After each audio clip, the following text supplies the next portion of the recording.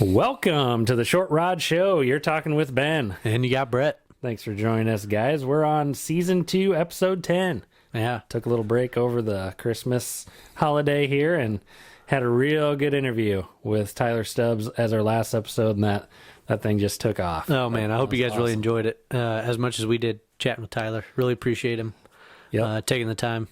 Yeah, and he was really appreciative of that interview and getting to interact with our fans. He already heard from somebody. Yeah, a few folks Heard us on the podcast and gave him a call. Yeah. Had Where some can I find Perch in the questions. Metro? Yep.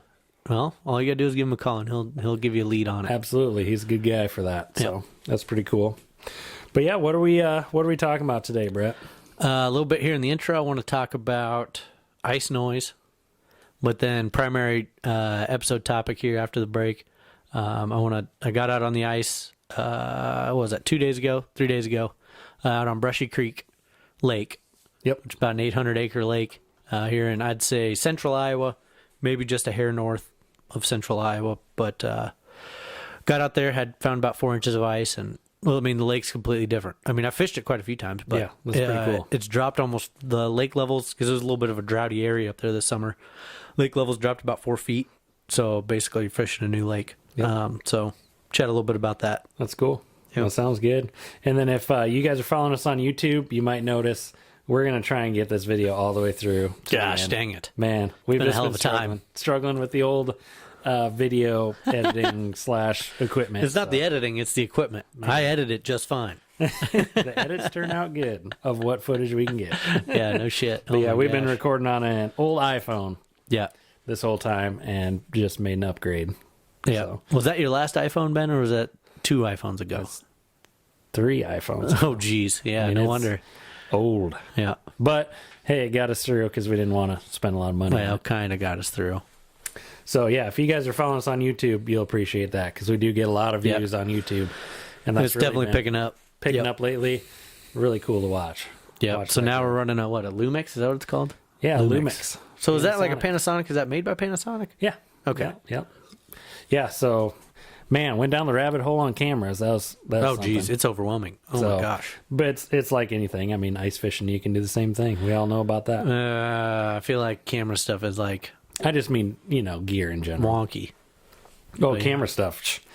I'll be the first to tell you, I have no clue about it. It's crazy. But you watch enough YouTube videos. Yeah, YouTube will be a YouTube expert. Yep. So hopefully this will turn out good. Get some good audio, some good video put together, and keep cranking out content for you guys. It'll be exciting to get it out on the ice. Yep. Shoot some short clips or some podcast episodes out there too. Yep. Yeah, that'll be sweet. Oh, we got it a little bit on the Ankeny Pond here earlier. And that kind of segues into a little bit here on the ice noise I wanted to talk about. Yeah. So what kind of noise, what are you talking about here? Ice noise? Well, what if someone's never been out on a lake? What are you talking about? Ice noise? Well, when I'm talking ice noise, I mean, try to be as quiet as you can. Oh, noise while you're fishing. Yeah, making noise while you're trying to fish. I was because going a different direction. We saw that. I don't know where else you'd be even going. The noise the ice makes. Oh, I don't care depending on different conditions. It either makes noise or it doesn't make noise. Yeah, but it can make different noise. It either makes ice building noise or it doesn't make any noise. But how do you know the difference? When you hear what noise, you're going to talk about. It's ice building noise. But no. But what if it's cracking underneath your feet?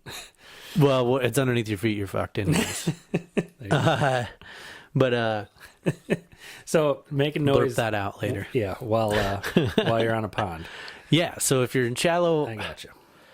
So since I've had this Panoptix, the first thing that's jumped out of me is how fish react to what you're doing or what's happening. Because you can really see a pretty wide angle and you can see how fish are moving and what's going on. And when we were fishing some of these ponds and we were stuck in 3, 4, 5 feet of water, I mean, just saying, Ben, come look at this. Ben, oh, here comes fish.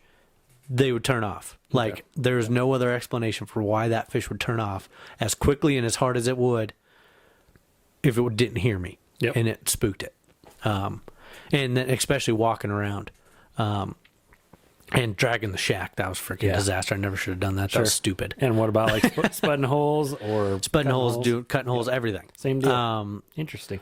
And I mean, inevitably, you're going to make some noise. You got to walk around. You got to drill holes. You got to check ice.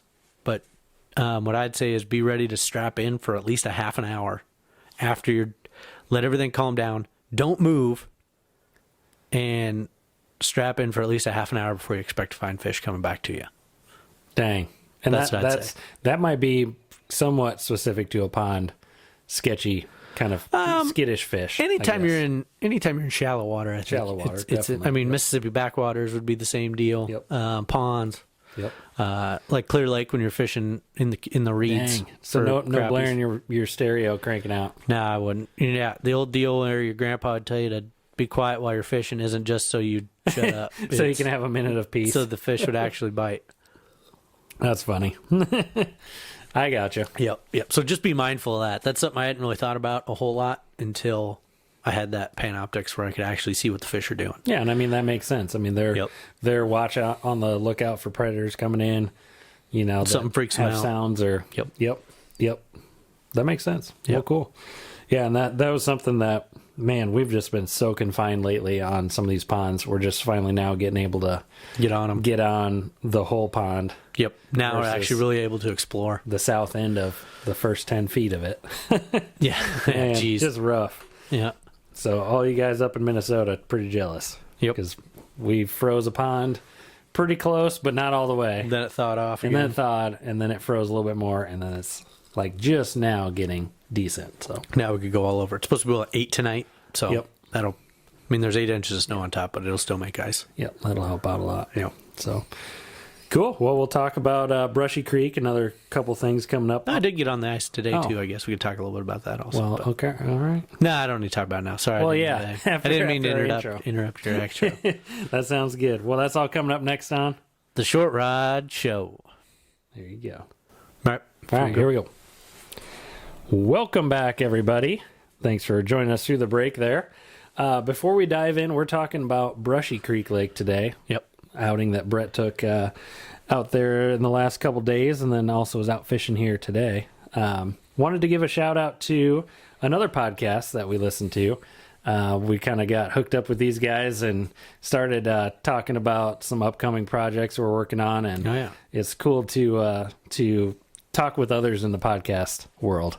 Especially, the fishing world. Fishing podcast world, definitely. So if you guys, I would assume you're out listening to other podcasts, but if you're not, you really should go out, see what else is out there. This podcast is called Beer Fish Fanatics. Yep. And a couple guys from the central Iowa area. Which is Well, pretty Des cool. Moines. Yep, Des Moines area. Yep. They put this podcast out. They started in May, and they crank episodes out every week, Yeah. all the way through. Every Monday, I think. Every Monday. Yep. So, yeah, go check them out. Two cool guys, Grandy from Ma Pop Fishing. Yep. And then also Kit from Fishing Kit. And they get some killer guests. I mean, man. on our podcast, you just listen to us mostly drone on, and we'll get a guest or two. Where theirs is every episode's a guest, so it's pretty interesting. Yep. Getting other people's perspective. And they have a good mix of craft beer talk and fishing talk. Yep. Their guests are usually fishing related. Sometimes, sometimes they're not. I think that's awesome. Yep. I mean, just a good variety of guests. Yeah, they got a good show going on over there. Cool. So go over and give them a listen. They're on all the major podcast platforms. They have YouTube. great YouTube presence as well. So go check them out. So another quick shout out to you. I was talking with a couple people here this past week, and really made me realize kind of our scope. Even within somewhat of our friends group, but shout out to Alex over in Cedar Falls. He is just organizing the heck out of his ice setup. So Good. He said Santa was real good to him this year. He got all kinds of gear. Nice. And just I met Alex last year for the first time, and he had only been out a couple times, basically just picking up tips off the podcast. So Really? he's out. Yep. Dang. He got into it. And he's way into it now. And he's out ice fishing. And So how long has he been fishing? Sorry. I think he's been fishing longer than Well, that. ice Just fishing, I mean. ice fishing, Sorry. not long at all. I mean, we should get out with him someday. Yeah, absolutely. Yeah, and Alex, if you're listening, which I'm sure you do, you catch these episodes probably. Yeah, he within likes everything. I know. Within 2 minutes. I know. of I've them seen coming him out. liking. He likes basically everything that we post on That's Facebook. awesome.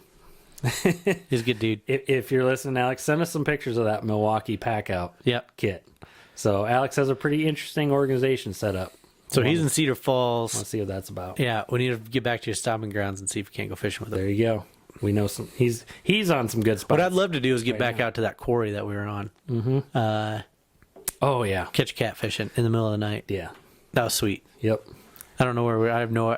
It's just north of town. I have no idea where that was at, but Yep. it was cool. Hike back in there, 60 feet of clear water. That was a good time. Yep, good stuff. Well, cool. So we're talking about Brushy Creek. So this is a reservoir, and I think actually they're draining it to do some spillway work. Is that what's happening with Yeah. it? Oh, okay, I didn't go down to the spillway, so I don't know. All I could see was on the trees, like Oh man. up to my neck. You could see where the normal water line is, and then Yep. it was down. So I was like, I "Holy saw crap!" one guy on Facebook said he hadn't seen it that low since they started filling it. Well, of course, if they're doing spillway work, You they know, wouldn't. it's never been dropped that much. They wouldn't know, but yeah, this will be an interesting lake this year. Just being well, it's going to be totally completely different. Because prior to that, I mean, depth is different in your normal areas, which makes a huge difference on Brushy. And then some areas are the brush piles aren't as deep or they're exposed, so that makes a massive difference. Yep. But let's rewind a little bit here and describe the lake a little bit. Yeah. So what is Brushy? Because we have a lot of folks that are not in the area, or probably will never fish Brushy. There are a lot or of never people heard that of it. know about it too. Not even from Iowa. Holy That shit, was yeah, a interesting. pile of people do. So what Brushy Creek Lake is, 800-acre lake, dammed up reservoir sort of deal, where it was just a ravine, like a timber ravine, and the DNR was like, yep, let's strap a dam across this sucker and fill her up. And they just left all the trees in it. They left all the junk. Oh, I wouldn't say junk. It's good structure. Oh yeah. And there Piles are of some structure. massive walleyes, muskie, and catfish in that lake, but they are extremely difficult to catch. Yep. And the reason for that is just because of all the structure and brush and everything. It's not somewhere we can go, hey, I'm going to go fish this point, and you can lock them down. I mean, it's Very complex. yeah. It's a complex piece of water, anywhere from 3 feet to 70 feet. And I mean, there's still trees sticking out, that deep out that deep of water, and then there's water. You got a heck of a water column, and then you also have a lot of structure to them. So there's a lot of thinking, a lot of work that goes on in figuring that out. But yeah, let's rewind. Let's go all the way to the beginning of my day. So I ran up there. It was probably about 8 o'clock, and I was like, all right, well, I want to swing by, spud that lake quick, and see if I got good ice. Then I'm gonna run up to Duncombe Gas and Grocery, grab my bait, because that's where I like to grab my bait sir. every year. That's where I go load up on bait. That dude, and when I went in there, he was sifting through bait to make sure that everything's good that goes in those tubs that you buy. Just sifting through axes, impressive. picking out So the much better than buying them at Fleet Farmer. Or Awesome. anything like that. I mean, most bait shops probably are already doing that, but I just like going up there. I'm going to go up to Brushy and check it out anyways. I like fishing that lake a lot, just because I'm more of a structure kind of guy anyways. That I mean, Well, and it's a challenge. oh, it's a challenge and a half, but there's some hellacious rewards in that lake. So I got there and I went to go spud it, and I'm like, there's already like 8 vehicles in the parking lot, and I'm like, holy shit. On that north ramp, or Yeah, on the they all north parked boat down ramp at the bottom. Yep. They're all down there on the north boat ramp. So I'm like, all right, well, whip it in there, and there's a guy getting his pants on, or his bibs on. Yeah, put his pants on. And I'm like, hey, you got any Scared thoughts the heck on out of him. how thick the ice is out there? He's like, yeah. Buddy's out there right now. He says it's about 4 inches. So I'm like, sweet. So I run up to Duncombe, get minnows, get waxworms. I wanted red spikes also, just to try them, since everybody else seems to say, but he hadn't gotten them in yet for the year. So went, loaded up on bait, came back down. It's probably about 10 o'clock by now. I mean, not a great time for a bite in the first place. Yeah. So the whole daycare, dropping the kid off, run around. It's an hour and a half? about an hour. there? But almost right. Oh, just dead an nuts hour. an Okay. hour to get there. Yeah. We're not getting on the morning bite. No. Not that Which day. the twilight periods are definitely where it's at on Brushy. So I went, and I already had a little bit of an inclination of where I wanted to go, and with thin ice, I'm not going to go very far just because you don't know, especially out there on Brushy, because there is a creek that still runs through it. Usually it has pretty good flow. This year, obviously, it didn't, since that spillway work. So I went off the boat ramp, took a left up into the one arm into the east arm of Brushy Creek, which is, I'm not afraid to say that just because it's a very popular area to fish. It's not like that North Boat Ramp is the most popular area to fish. So, I mean, it's not like I'm giving away any spots here. You don't even need your Iowa fish finder. No. You just walk right into the people. It's just early ice, so there weren't that many people out there in the first place. So you're still able to fish some of those spots. But so what I got out there, and I'm usually where I try to fish along is I'm very channel oriented. So wherever I'm looking to fish, I want to be close to that creek channel that's going through the lake. And especially on Brushy, and I think quite a few other lakes too, is I'm looking for areas that have several bits of structure coming together. Mm-hmm. And on Brushy, that can be a little bit difficult to decipher just because there is so much structure. But first and foremost, I'm looking for anything that's close to or adjacent to that creek channel. Then either I'm looking for very complex trees that are coming out, because there's just trees sticking out of the water all over the place. I mean, if you were just to show up there without a lake map and you were just like, oh, where am I going to go fish? You'd be hosed because you wouldn't know where to go or what to do. So what I look for first is complex trees. So not just one branch or trunk sticking out of the top going through the water column. I want something that's got a bunch of branches coming off of it, close adjacent to that creek channel. And I'm really looking for any fish, not just walleyes, not just perch. I guess I kind of live by the thought of still, 90% of the fish live in 10% of the water. So, I mean, maybe I'm catching perch or crappies in this one particular spot, but I don't think I have to go very far to find walleyes if I wanted to try to get after walleye. And Brushy, we've been on that before, where you catch the same thing out of the same. You never know what you're going to catch. You catch 4 different species out of one hole. I mean, there was that time, Muskie included, last year when right in that same area, we've got walleye, crappies, bluegills, perch, and a muskie. All within, I bet, 15 foot, 20 foot radius. Super cool. It's, you don't have to travel far to go find different species of fish. They're all just mixed in amongst each other. Where the food's at, they're all there. But so I took off out that way, and when I first got out there and I started kind of probing around, I'm like, man, I'm not really seeing much with that Panoptix. Still kind of getting used to that. Trying to look at trees and stuff, it's about worthless. Just because it's all just so dense in there. You can't really decipher what's what. You can see if things are moving around because that redness will move around a little bit and stuff, and you're like, oh, well, there's obviously something in there. I just don't know how big it is or how many of it. Not like live scope would probably see that. Yeah, you might be able to see that in there. Like you see a branch coming off this way and one off the other way, and yeah, it's just so what I did, hard to tell.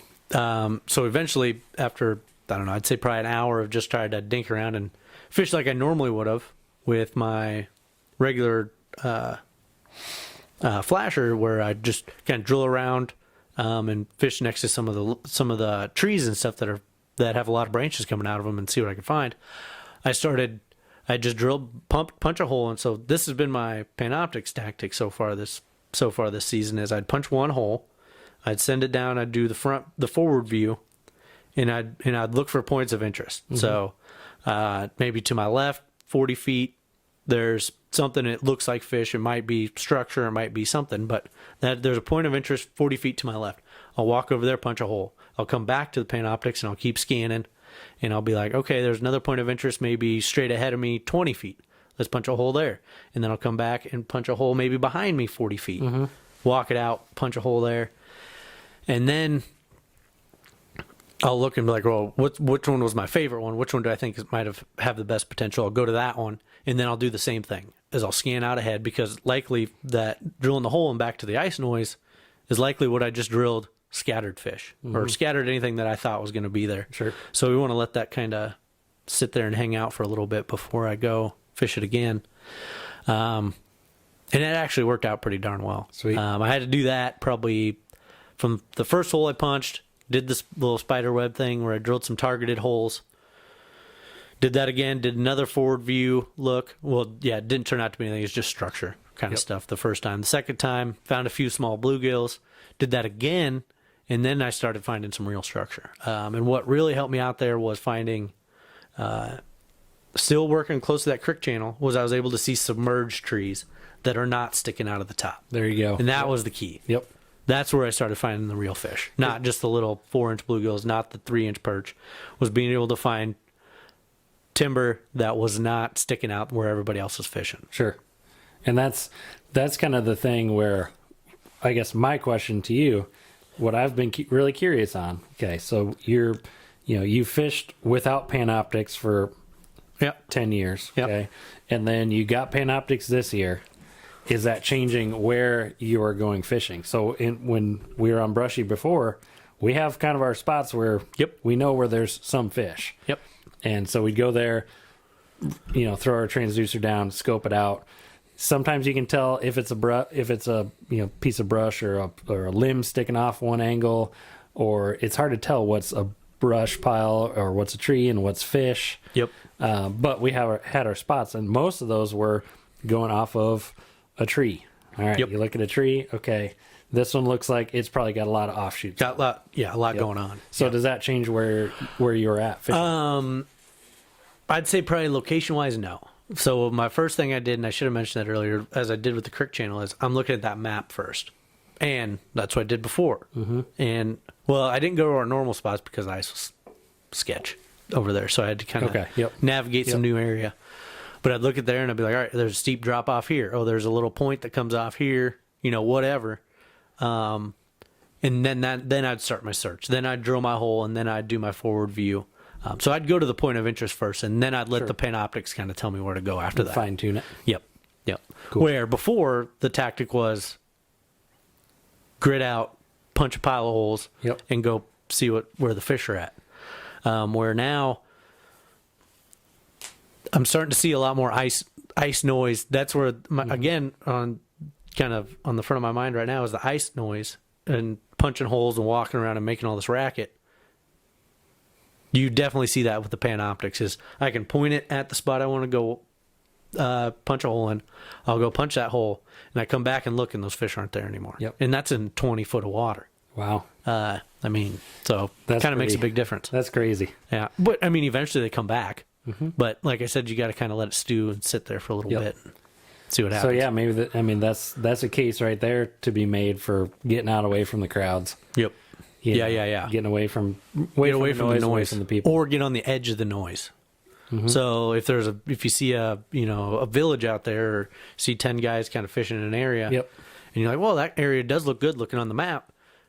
Pull off of that a little ways. Pull off of that 50, 100 feet, and then start looking for fish. Yep. And a lot of times they'll still be in the area. They're just they're pulled off that structure. Yep.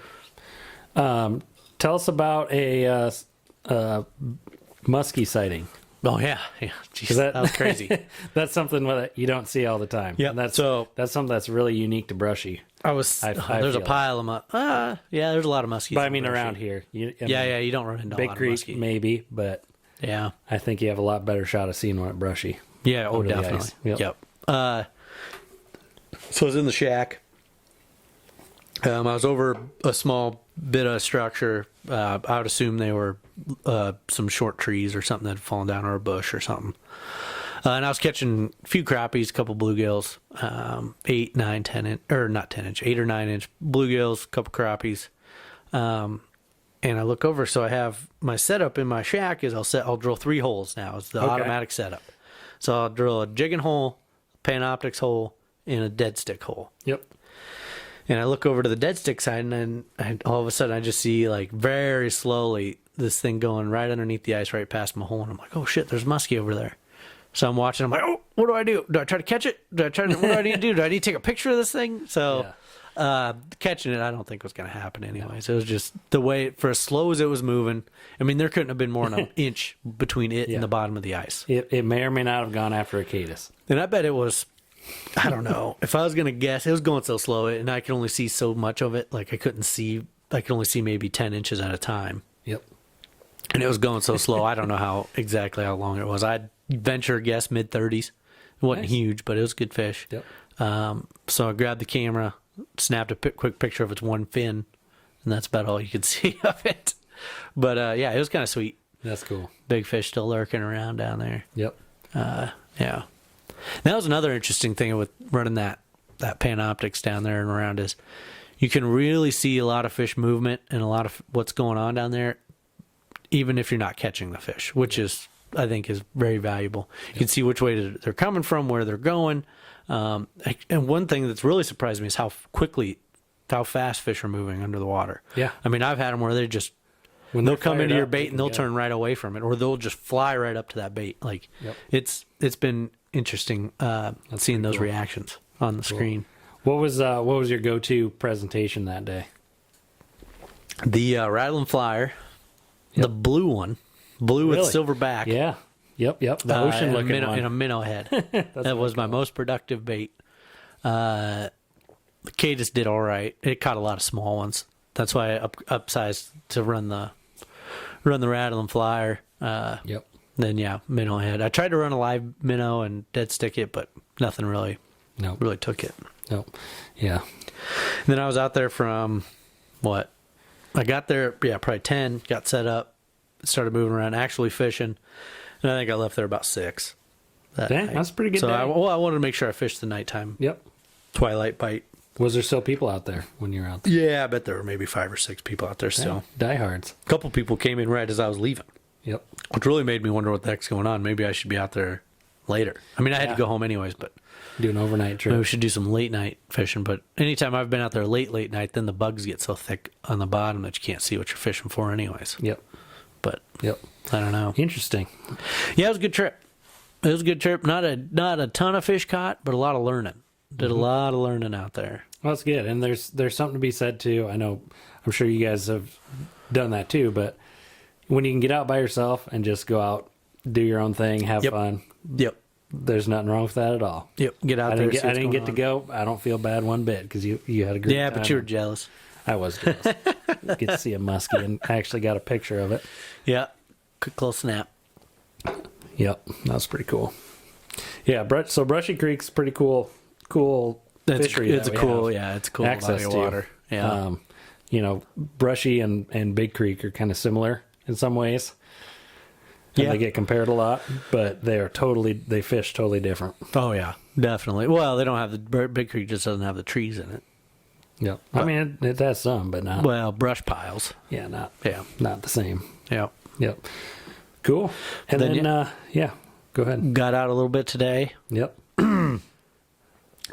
Actually, I was out there I meant to go out only for about 4 hours, and I was out there for about 6. I can't believe you actually stayed in one spot for that long. Well, I stayed on one lake. I didn't stay in one spot. I got that spot, bounced over to that brush pile you were talking about, then I bounced back over to the other direction towards those culverts. Yep.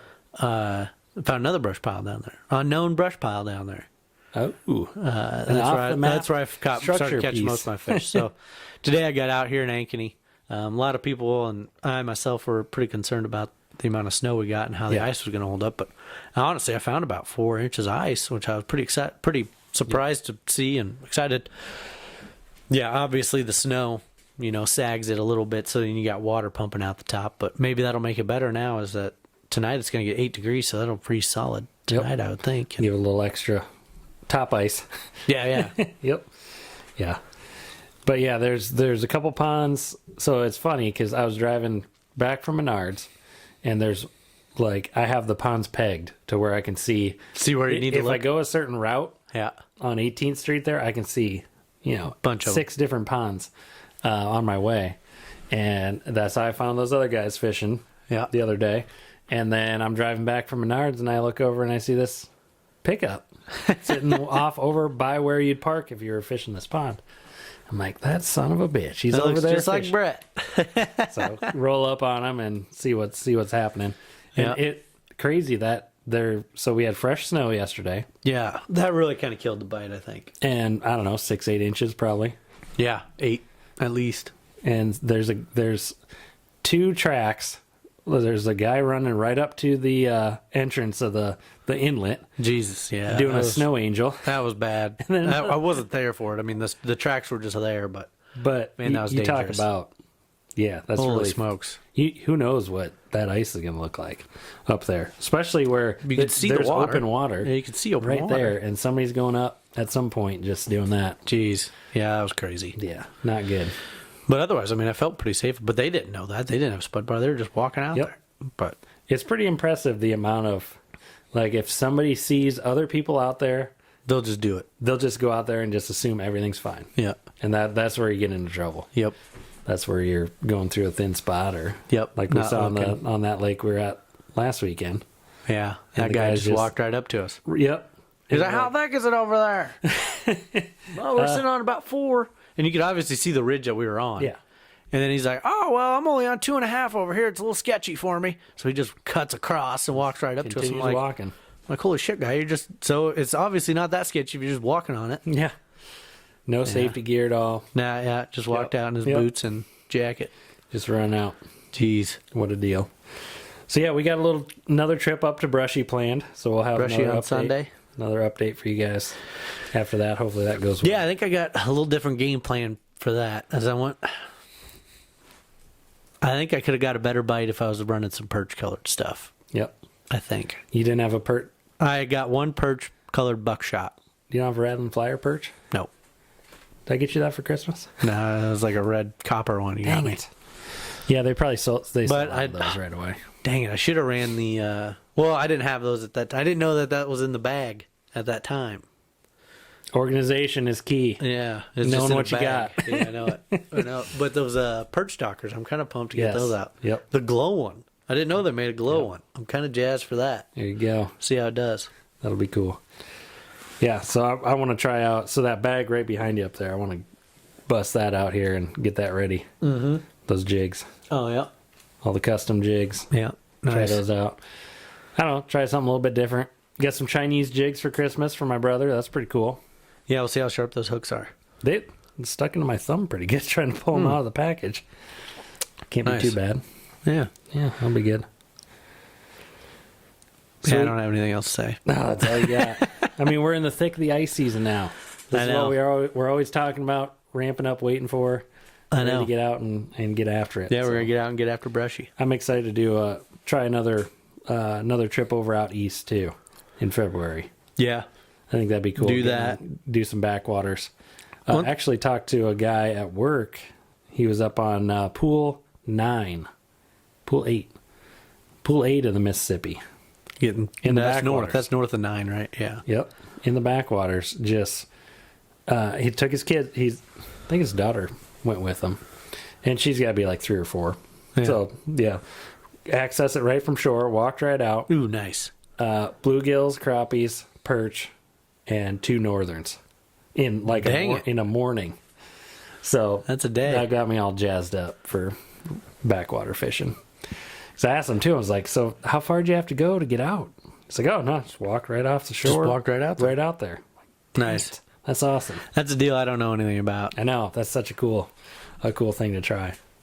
Yeah, that'll be sweet. But yeah, river fishing, reservoir fishing like this in a bigger body of water, it's anything goes. All kinds of species. It's not just bluegills and I would like to try to figure out how to get a little bit more on the walleyes up there, because there are some nice nice walleye in Brushy, but I don't think they're quite as easy to catch as you'd like them to be. Yep. The DNR says take them all out, eat them all. Some hog daddies in there. Yep. I think we ought to be able to do a little more exploring. Hopefully, with as cold as it is now, I'd be surprised if we can't at least walk the whole lake on Sunday. Yeah. Are we taking the quad? I don't know. I don't think so. Probably. I think it'll be enough by then. Well, we could take it along. It fits, but I don't know. I don't know how safe that would be. Yeah, we'll have to do a little spudding, advanced spudding. What do they say? 6 inches for quads? 10 inches for quads. Oh yeah, 5 for snowmobiles. Oh yeah, well we'd be fine then. There was 4 where I was at, but I don't know how far it goes down there. But it does help when you're not running a 1,000cc mega quad.